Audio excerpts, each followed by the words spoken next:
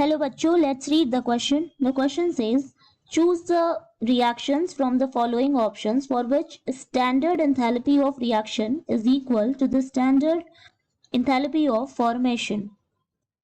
So here given in the options are the four reactions. हमें बताना है किसमें standard enthalpy of reaction जो है वो standard enthalpy of formation के equal होगी. So the key concept is enthalpy of reaction and enthalpy of formation. ठीक है, that is delta H F. Standard enthalpy of formation. Standard enthalpy of formation क्या होती है? H not F.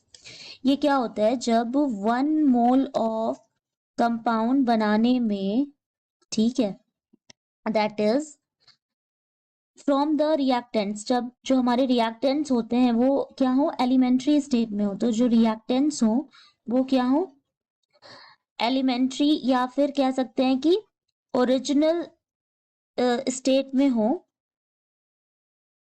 ठीक है, original state में हो.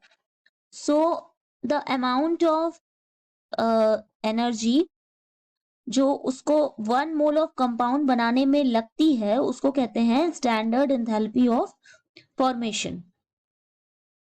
Enthalpy of reaction will be equal to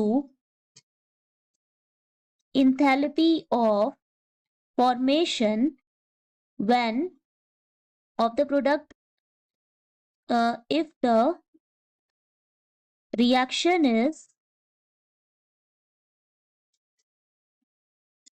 a formation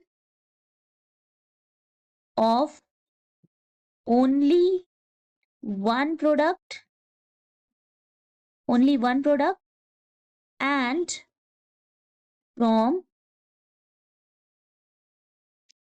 constituent elements in their most stable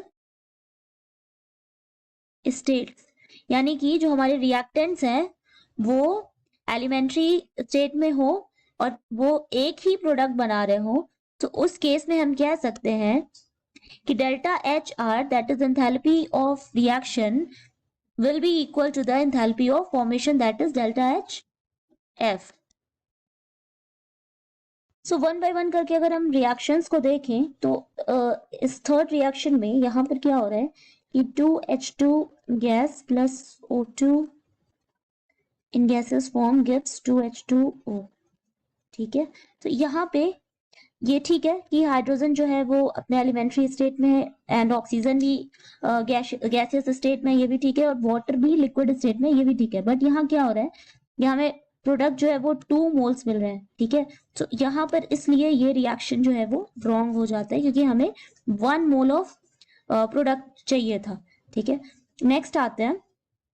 हाँ, अब देखते हैं ये next reaction, that is C plus 3H2 gas gives C2H6.